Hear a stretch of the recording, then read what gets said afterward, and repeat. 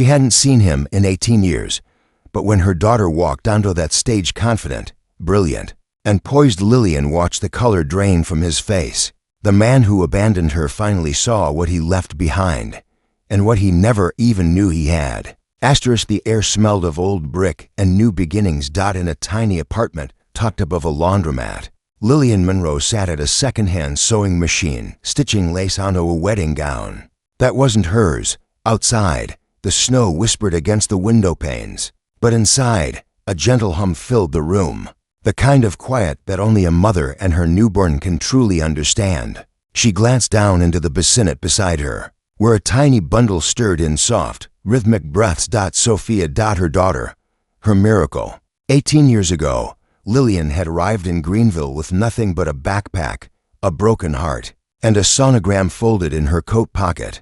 The city lights of Manhattan had once dazzled her, but that dazzle had dimmed the moment she stood in a penthouse apartment and told the man she loved that she was pregnant, only for him to vanish. The next day, like a ghost, Alexander Grant Reed. He never called, never asked, never came. She would have forgiven confusion. She might have even forgiven fear. But silence screamed louder than any words ever could. She never knew that someone had forged her name on a letter, a lie that shattered 3 lives before they had a chance to begin. And now, almost 2 decades later, that silence still echoed. The spotlight on stage was blinding. Rows of polished investors in suits set with wine glasses and careful expressions. This was the Vanguard Futures Gala, the most prestigious event of the year for innovators and disruptors, and tonight, the final keynote speaker was a 17-year-old girl from upstate New York, Sophia Monroe, valedictorian, national robotics champion, full scholarship to MIT. She wasn't just smart, she was lightning in a bottle. Backstage, Lillian waited in the shadows, clutching the hem of the dress she'd sewn for Sophia herself. Midnight blue silk, fitted at the waist, a whisper of elegance that moved like water when she walked. Her baby girl wasn't a baby anymore. She's ready. A stagehand whispered. Lillian kissed Sophia's forehead. Make them believe, she said. Sophia nodded. She stepped into the light. Lillian had met Alexander on a night she never planned to work. She was covering for a sick co-worker at a thrift boutique in the West Village. He walked in drenched from the rain, looking less like a Wall Street shark and more like a man lost in thought. He bought a vintage watch. He came back the next day, and the next for a month. He never let her pay for dinner. He memorized her coffee order. He asked about her fashion sketches and studied them like stock charts. He whispered about how love was supposed to feel like a risk, something you knew could break you. But you leaped anyway. She leaped, and when she told him she was pregnant, she hoped he would too. But by morning, he was gone. Life became a storm of struggle and survival. The apartment leaked every spring. The radiator hissed every winter. Lillian stitched dresses, repaired torn hems, and even ironed for hotel laundry services on weekends. She built her business, not with capital, but with courage. Sophia Designs became the little shop with a waiting list. Brides drove 3 hours just to sit in Lillian's quiet studio, sipping tea while she reimagined lace and tulle into dreams. And as Sophia grew, so did Lillian's strength. There were questions, always, about her father, about why they had no photos, about the empty side of her family tree. Lillian never lied, but she never said his name either. From the back of the room, Alexander Reed watched the girl take the stage. He didn't know why he was so drawn to her speech title, Investing in Brilliance, the Future We Build, or why he bothered attending a youth keynote at all. His firm, Reed Capital, didn't take interns, let alone teenagers. But something about the name Sophia Monroe made him pause. Her voice was confident, her hands expressive. Her eyes brown, deep, focused. Like his. Something inside him shifted. Then, just as she clicked to the second slide of her presentation, he saw her mother in the wings, and the world stood still. Mommy, do I have a dad? Sophia asked one rainy afternoon. She was 5, coloring clouds in shades of gold and pink. Lillian set down her sewing needle. She took a deep breath. You do, she said softly. But he didn't stay. Sophia nodded like she already knew. She never asked again. But that night, Lillian cried quietly, tracing the curves of Sophia's cheek with a kiss. "You are enough," she whispered. "You are everything." Alexander stood frozen. He hadn't seen Lillian in nearly 2 decades, but there was no mistaking her. The same fire in her eyes, the same quiet resilience in her posture. But now, something more: strength, pride, grace earned through hardship. He remembered the letter, the cruel, calculated lie that convinced him to disappear. And for the first time, he questioned everything. Had he made a mistake? Was that girl his daughter? The crowd burst into applause as Sophia ended her speech. Reporters surged forward. Investors clamored for a word. But Alexander couldn't move. Not yet. Not until he knew the truth. He had no idea the past had just stepped into the room wearing silk heels and ambition. As the applause faded and people stood to clap, Alexander remained seated, frozen. His heart thudded like it hadn't in years. Not even during the biggest deals of his life had he felt this unsteady. It wasn't just the young woman's poise or brilliance that had caught him off guard. It was something far deeper, something that gnawed at the edge of memory like a song he used to know. Sophia Monroe. He whispered the name again to himself as the crowd buzzed and cameras flashed. She had Lillian's cheekbones. His eyes, her voice was sharp, but her passion, it was familiar in a way that shook him. When she smiled, the room leaned in, and for the first time in years, Alexander Reed felt like the air had been knocked out of his lungs, because in that smile, he saw a life he never lived.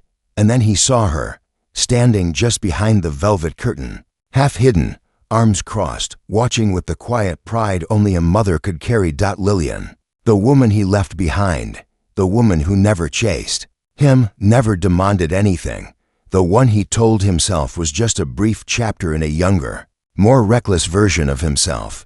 But standing there, her eyes fixed on their daughter, she looked like a story he never finished reading, a story he had no right to return to. But he had to know. He rose from his chair as if in a trance, barely hearing the people around him. A man he'd once mentored tapped his arm, trying to speak. A reporter called his name, but none of it mattered now. He stepped toward the stage. Backstage, Sophia was surrounded by tech founders and venture capitalists, people triple her age now, eager to pitch her funding offers she hadn't even asked for. She handled them with the ease of someone raised on grace, not greed. The way she answered questions, thanked them with humility, it was instinctual. It was Lillian's influence, no doubt. That warmth didn't come from Wall Street. He couldn't stop looking at her, couldn't stop wondering, what kind of father would I have been? Then she turned and saw him, her brow furrowed slightly, politely, not recognizing him, but acknowledging his presence as someone who must have seen her speech. Behind her, Lillian stepped into full view. Their eyes locked. 18 years of silence collapsed into a single second. Neither of them moved. She looked older, not in a tired way, but in the way women do when they've walked through storms and made a home out of thunder. Her beauty hadn't faded, it had deepened. It wasn't the bright spark he remembered. It was steadier now, like firelight on a winter night, and she looked at him not with hate, but with something worse. Nothing at all. He wanted to speak, but he didn't know how. Lillian gently placed a hand on Sophia's back, leaned in to say something, and then the two began to walk away. She hadn't even acknowledged him, not really. Alexander followed, not close enough to seem desperate, but close enough to feel the gravity of every step. They exited through a side hallway. He picked up his pace. Finally his voice cracked out in a whisper louder than he expected. "Lillian." She stopped, but didn't turn. Sophia glanced between them, confused. Do you know this man?" she asked. The hallway was silent. Lillian slowly turned, and when she did, her expression was unreadable. Not angry, not surprised, just calm. Too calm. Alexander stepped forward. His throat tightened. He didn't know where to start. How do you apologize for disappearing from someone's life and still hope they'll tell you the truth? He began. "I saw you on stage," he said, eyes flickering to Sophia. "She's incredible." Lillian didn't flinch. "She is," she said. "Excuse us." "Wait," he said, his voice cracking now. "Please, I didn't know what. She asked softly, that I existed, or that she did. There was no bitterness in her tone, just clarity, and that hurt more. He opened his mouth to respond, but Sophia interrupted. Mom, she said quietly. Who is he? Lillian paused, then turned to her daughter and smiled. A man I used to know, she said gently, a long time ago. Sophia looked back at him again, curiosity flickering in her eyes. Alexander stepped closer, his hands trembling. He wanted to scream. He wanted to cry. But most of all, he wanted to explain. There was a letter, he said, voice low. I thought you lied. About the pregnancy. I thought the child wasn't mine. My mother. Lillian's eyes narrowed just a fraction. Ah, she said. So it's easier to believe a letter than the woman you loved. It wasn't like that. It was exactly like that. Sophia stood frozen between them. Her heart thumped in her chest. She wasn't sure what she was witnessing, but it felt like the air had shifted, like something important was unraveling. Right in front of her. Wait, she whispered. Mom, is he? Is this? Lillian turned to her daughter. Her voice shook now, just slightly. I didn't want you to find out this way. Sophia's eyes widened. No, she whispered, taking a step back. Is he my dad? Alexander's breath caught in his throat. He took a half step forward. I think so, he said. Lillian let out a long breath. She'd held this secret in her body for almost 2 decades. Held it through sleepless nights, through sick days and missed school recitals, through first steps and report cards and birthday parties. With no father at the table. Now, the silence had broken. Sophia's eyes welled up, not because she was sad, but because something about her life suddenly felt different. A puzzle piece she never knew was missing had just been dropped in front of her, and it terrified her. Lillian reached for her hand. Sweetheart, we'll talk about this, she whispered. But not here. I want to know, Sophia said. She turned to Alexander. I want to know why you left. He couldn't answer, because deep down, he didn't know either. The letter may have been forged, but he chose to walk away. He chose silence, and silence is a decision too. Lillian took Sophia's hand again and gently began to walk away. This time, he didn't follow, not because he didn't want to, but because he finally understood that maybe wanting wasn't enough. Not anymore. As they disappeared around the corner, Alexander stood there under the flickering hallway light, staring at the space they just occupied. And for the first time in his life, he felt what it truly meant to lose something you never even knew you had. But he wasn't ready to give up. Not yet. Because if there was even a sliver of a chance to make things right, he'd have to fight for it. The right way. No money, no excuses, no letters. Just the truth. And a man who'd spent 18 years running from it, ready to face it head on. The hardest part wasn't watching them walk away. It was realizing they had already built a world he was never part of and didn't seem to need him in. Alexander Reed sat in the back of his town car, parked across from the hotel where they were staying. The night had long swallowed the city, but he hadn't moved in hours. His phone buzzed with messages, board members, investment alerts, a media request about the gala, but none of it mattered. Not tonight. He had seen her, his daughter, and she had seen him like a stranger. He hadn't planned to stay after the gala, but plans had changed the moment her eyes met his. There was something about the way Sophia had looked at him, not with resentment, but with deep, aching confusion, like someone who just realized the story she'd been told her whole life had missing pages. She deserved those pages, even if they were torn and stained and ugly. The next morning, Lillian stepped into the hotel cafe with 2 cups of tea and found Sophia sitting by the window, watching the street like she expected something or someone. You didn't sleep, Lillian said gently, handing her a cup. Sophia shook her head. I had dreams, she whispered. Weird ones, but they weren't new. I think I've had them before. Lillian sipped her tea slowly, bracing herself. He had brown eyes, Sophia continued. In the dream, I was a kid, and I was drawing at a table. Someone sat next to me. He didn't say anything. He just watched me draw. But I remember the feeling. It was safe. Lillian set her cup down. You've had that dream before. Since I was 10, Sophia said. Maybe younger. Silence wrapped around them like fog. Sophia turned to face her. Why didn't you tell me? Lillian looked down. Her voice came out soft, but steady. I didn't want you to grow up wondering why someone didn't want you. She said, so I gave you the truth I could live with, that you were loved, that I chose you. And I did. Sophia blinked back emotion. I wish I'd known. I didn't want your life to be shaped by his absence, Lillian added. I wanted it to be shaped by your strength. Sophia nodded, slowly. Then, after a pause, she whispered, do you think he wants to talk to me? Lillian hesitated. I don't know, she said, but I know he looked like a man who finally realized what he lost. A knock at the glass made them both turn. Alexander stood just outside the cafe, unsure of whether to wave or walk away. His suit was the same, but something in his face had changed. He looked like a man carrying his own consequences. Sophia looked to her mother. I'll be close, Lillian said softly. Sophia nodded and stood. She walked outside. Alexander straightened up as she approached. The morning chill wrapped around them, but neither seemed to notice. Hi, Sophia said, her voice brave but fragile. Hi, Alexander said. Thank you for speaking with me. They stood in silence for a moment before she asked, why didn't you check? Why didn't you come back? He opened his mouth, then closed it. Then, finally, he said the words he should have said years ago. I was afraid, he admitted. Afraid I'd been lied to. Afraid that if I showed up and it wasn't true, I'd be humiliated. My pride told me to run. My ego told me to believe the letter. But your heart? She asked. He swallowed. My heart never forgot her, he whispered, even when I tried to. And now I see you, and I see what I missed, and there's no excuse for it.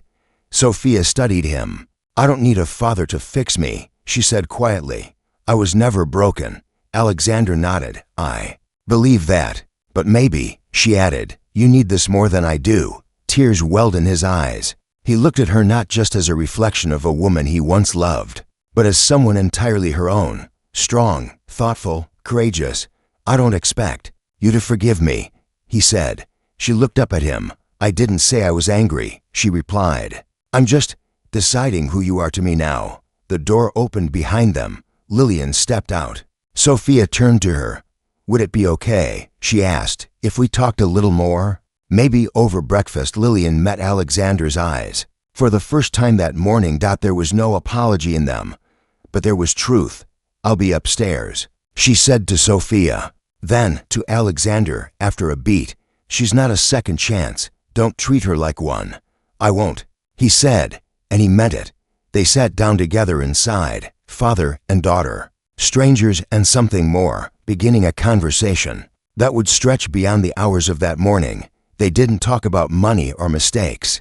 They talked about favorite books, childhood pets, the way she liked her tea, the way he always hated his middle name. Sophia asked questions. Alexander answered every one. And when the sun reached its highest point that day, she asked him the one thing he wasn't expecting. Do you want to see where we live? His breath caught. I'd like that. She smiled softly. Maybe not today, but soon. And just like that, something fragile had begun to grow in the space between them. Not a full bridge, not yet, but maybe the beginning of one. And upstairs, behind a hotel curtain, Lillian stood watching from the window. Her heart was quiet, her hands still, and for the first time in years, she let herself hope. Not for what could have been, but for what still might be. The invitation came 2 weeks later, not by email, not through his assistant, but from him directly. A handwritten note slipped under the door of their Greenville apartment, as if he wanted her to know this wasn't a business transaction. This was personal. It read simply, Sophia, if you ever feel ready, I would be honored to show you where I come from. No pressure, no expectations, just a door that's open. Sophia read it 3 times before folding it neatly and tucking it into her sketchbook. That weekend, she told her mother she wanted to go. Lillian hesitated only for a moment before nodding. Just remember who you are, she said gently. No room, no mansion, no last name changes that. Sophia smiled. I know. So on a bright Saturday morning, dressed in denim and calm resolve. Sophia stepped into her father's world for the first time. The car that arrived wasn't a limo or black SUV. It was a simple sedan, driven by Alexander himself. He stood outside, nervously adjusting his coat. As if unsure how to greet a daughter he was still learning how to be near. "You don't have to open the door for me," Sophia teased gently. "I know," he said, "but I want to." The ride into Manhattan was quiet at first, filled with soft jazz and occasional glances exchanged between them. Alexander pointed out landmarks not in the way a father would show a child, but in the way a man tries to offer pieces of himself he can no longer hide. "That building over there," he said, nodding to a sleek high-rise near the park, "is where I signed my first investment deal." Sophia looked at it, unimpressed. "I prefer the treehouse we built in 3rd grade," she said. He laughed, and the sound, genuine, unguarded, surprised them both. When they pulled up to the Reed family estate, it was like entering another world. A modern glass and stone mansion perched above the river, guarded by gates, cameras, and silence. Everything was in perfect order. To perfect, Sophia stepped out, scanning the surroundings with curiosity, not envy. Inside, the house was cold in the way that expensive places often are, beautiful but distant. A museum of success with very little soul, until they reached a room. At the back, a study filled with old books, photographs, and surprisingly a drawing pinned to the wall, a child's drawing. Bright, messy lines. Alexander followed her gaze. "I found that in a box a few weeks ago," he said. "It's not yours, of course. I didn't have anything of yours until now. But it reminded me of the dreams I once had about being a father." Sophia turned to him. "You dreamed of being a dad?" "I did," he said. "I just didn't know what it would take to be one." Before she could reply, the sound of heels echoed from the hallway, and then she appeared. Victoria Reed. Sophia didn't need an introduction. Everything about the woman screamed power. Her posture, her tailored suit, her cold, assessing stare. "Alexander," she said smoothly, "you didn't tell me we were expecting guests. I didn't think I had to." He said. Her eyes flicked to Sophia. And stopped. She knew. The silence that followed was louder than any outburst. Sophia straightened her shoulders. She wasn't afraid, but she could feel the weight in the room shift. "So," Victoria said slowly, stepping closer, "this is her." Sophia said nothing. Alexander stepped forward. "Mother, no." "Let me guess," Victoria interrupted. "You've brought her here to introduce her to the family name, the empire. Perhaps give her a trust fund and a tour." Sophia's jaw clenched. "I didn't come here for your money," she said firmly. Victoria raised an eyebrow, surprised at the boldness. Clearly not her mother's manners. Alexander's face darkened. "Don't." "Why not?" Victoria snapped. "You think I don't know what this is? That girl is a distraction, just like her mother was. And you," she turned to Sophia, "don't belong here." Sophia didn't flinch. "I didn't ask to belong here," she said calmly. "I just wanted to understand the man who helped create me." Victoria took a step closer, her voice icy. "Let me explain it to you, dear. Your mother saw an opportunity. She got pregnant, hoped it would trap my son. And when I saw through her, I made sure he never looked back." The room went still. Alexander stared at his mother in disbelief. "You wrote the letter," he said, his voice low. Victoria didn't deny it. "I protected you. You lied to me. I saved you." "No," he said, trembling now. "You stole from me." Sophia backed away, heart pounding. "Why would you do that?" she whispered. "Why? Not just let him decide for himself?" Victoria looked at her like one might look at something fragile and unworthy.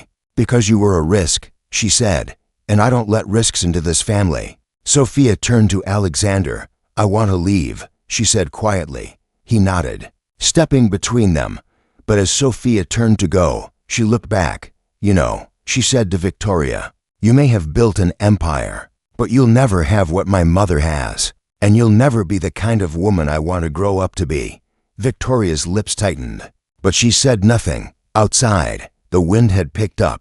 Alexander walked beside Sophia down the long marble hall in silence. When they reached the car, he opened the door, but she paused before getting in. "Is this who you were back then?" she asked him. "No," he said, "but it's who I let myself become." She looked at him, really looked at him, and finally said, "Then I hope you're trying to change."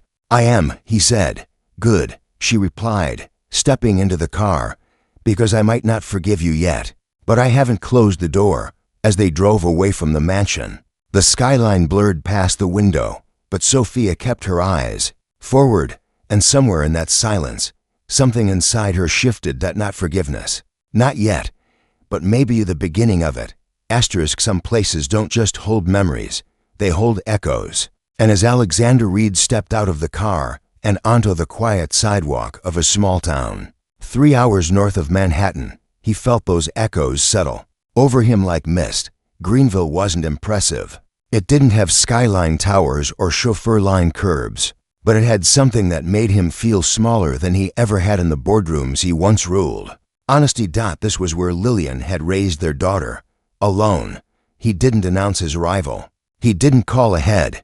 He didn't bring flowers or apologies scribbled on note cards. This time, he came with nothing but truth and nerves. He stood in front of a modest storefront tucked between a bakery and a bookstore. The sign above the door read Sophia Designs. Not his daughter's name, her mother's, and that said everything. The bell above the door rang as he stepped inside. Sunlight spilled across bolts of fabric and half-finished gowns draped on mannequins. The space smelled like lavender and warm thread.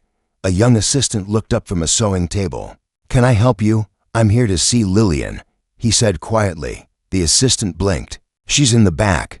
One moment. He waited by the door, hands in his pockets, eyes on the framed photos on the wall. Sophia at her high school graduation, at her robotics competition, laughing with Lillian on a park bench. No signs of wealth, no designer frames, just love, captured again and again. When Lillian finally stepped out, she didn't look surprised. Just tired. "Did she tell you where we live?" she asked. "No," he said. "I asked no one. I wanted to see the life you built." Lillian nodded once and crossed her arms. "Then look." He did. He looked at her. Her hair was pulled back in a soft bun, her sleeves rolled up from hours of work. There was a faint pencil mark on her cheek, and the kind of quiet power in her presence that no amount of money could manufacture. "I owe you more than an apology," he said. She didn't answer. So he went on. "I believed a lie. I let my mother's fear become my truth. I abandoned you, and I never questioned it until it was too late." She walked past him to adjust a dress on a mannequin. "Why now?" "I don't know," he admitted. "Maybe because when I saw Sophia speak, I didn't just see a stranger. I saw everything I've missed, everything I ran from, and I couldn't run anymore." Lillian sighed and sat down at her sewing table. "Do you know what it was like?" she asked. "Raising her with nothing? Watching her cry on Father's Day in 2nd grade because she thought maybe you were a soldier lost overseas or a secret agent who couldn't tell us his name. I lied. For years, I lied to protect her from the truth." "You shouldn't have had to," he said. "But I did," she snapped, "because you weren't there. And you don't get to erase that with regret." "I'm not trying to erase it," he said. "I just want to be part of whatever life she's willing to let me into." Lillian looked at him, finally, really looked. "Do you love her?" she asked. He didn't hesitate. Double quotes, "Yes." He said, "You don't know her." "I want to," he said, "and I want her to know me, the real me. Not the man who disappeared, the man who's trying to come back." She studied him for a long time, then stood and walked to the window. Outside, across the street, Sophia stood with a paper bag of bakery pastries in her hand, frozen on the sidewalk, watching them, her expression unreadable. Lillian nodded toward her. "Then start with honesty," she said. "Start with today." He turned. Sophia crossed the street slowly, cautiously. When she stepped inside the shop, her voice was calm but firm. "So," she said, holding up the bag, "I brought croissants, but I only got 3. Alexander blinked. She shrugged. "Didn't know if you'd be here." He smiled. "I'm glad I am." They sat in the corner of the shop, the 3 of them, at a tiny table cluttered with fabric, swatches and measuring tape. And for the first time in 18 years, Something happened that none of them had expected. They laughed. Not much, not loud, but enough. Alexander told stories about his childhood, about how he once failed a spelling bee in front of the whole school and cried into a bowl of cereal. Sophia teased him. Lillian listened quietly, her fingers busy with a loose stitch, her heart unsure how to rest in this unexpected warmth.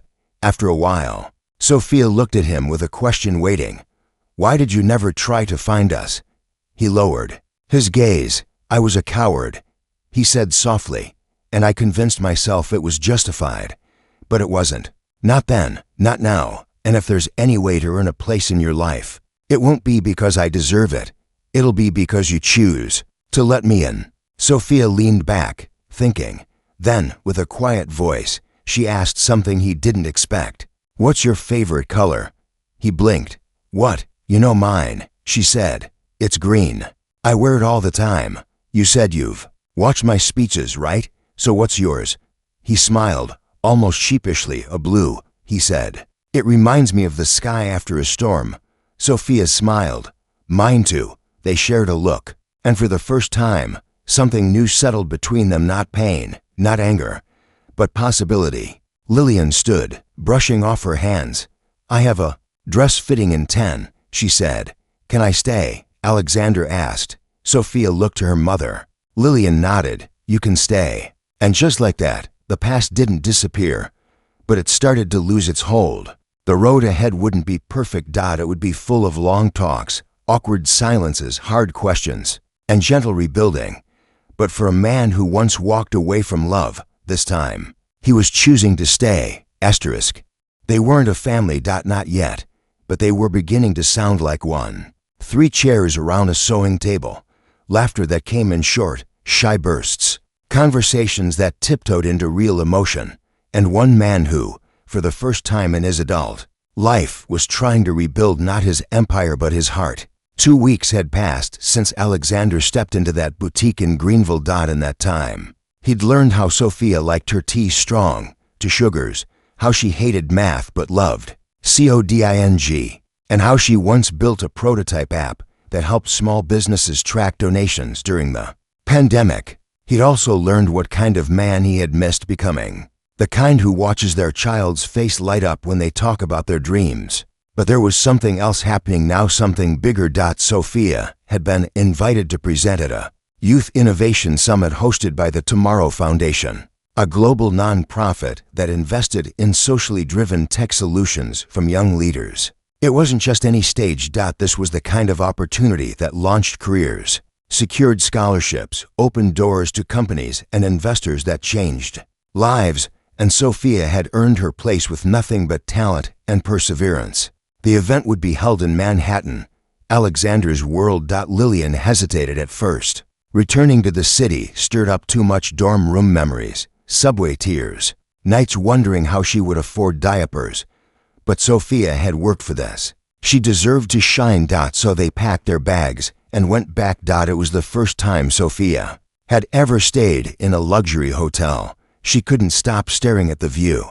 "This feels fake," she whispered, pressing her forehead to the window. "It's real," Alexander told her. "And so are you. You belong here." The night of the gala arrived like a dream. Hundreds of guests, crystal chandeliers, a gold and ivory stage lined with bright spotlights. Investors, philanthropists, journalists, and CEOs filled the room with champagne, laughter, and designer suits. And among them, sitting at table 17 with his heart racing, was Alexander Reed, proud, nervous, and completely silent. When Sophia's name was announced, the room quieted. She walked to the stage wearing a soft emerald green dress her mother had designed and sewn herself. She carried no cue cards, no fancy slides, just presence. The moment she opened her mouth, the room leaned in. 3 years ago, she began. "I watched my mom sew a wedding dress in our living room, just to buy me a used laptop." Some in the audience smiled politely, unsure where this was going. "She taught me that love wasn't something you say, it's something you do. And everything I've built since then, every idea, every prototype has been because someone believed in me when the world didn't." She paused, looked out over the crowd. "I didn't grow up in a mansion. I didn't have venture capital or connections. What I had was a mother who turned her heartbreak into fuel. And now I want to do the same for kids who don't see themselves in tech, who think innovation is for other people.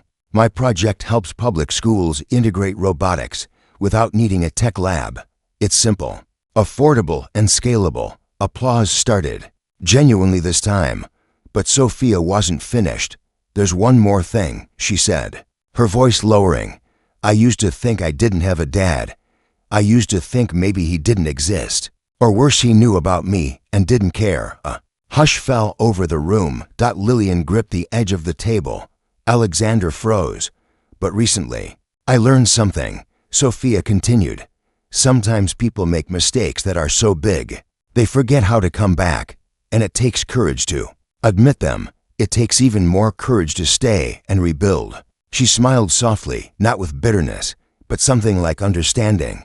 My father is here tonight. Gasps rippled. I met him only weeks ago, and I don't know where this journey will take us. But what I do know is that forgiveness is also a form of innovation. It creates something where there was nothing. And I believe in that kind of creation too. The room erupted into applause. Alexander stood slowly, eyes filled with tears he didn't wipe away. Lillian looked at him. This time, there was no resentment in her eyes, just pride and peace. After the ceremony, dozens of guests swarmed Sophia. CEOs offered internships. Journalists asked for interviews. A well-known philanthropist handed her a business card and whispered, "You're going to change the world." But Sophia excused herself from them all. She walked past the buffet, past the stage, past the velvet ropes until she found her father standing quietly near the exit, hands in his pockets. "You stayed," she said. "I wouldn't miss it," he replied. She reached out and took his hand. "Come on," she said. "Let's go find Mom. I think she's hiding near the dessert table." He chuckled. "That sounds about right." As they walked together, hand in hand, the lights behind them shimmered like stars. And in that moment beneath the chandeliers, past the applause, and beyond the years of separation, a family began. Not a perfect one, but a real one. And sometimes that's more than enough. Asterisk.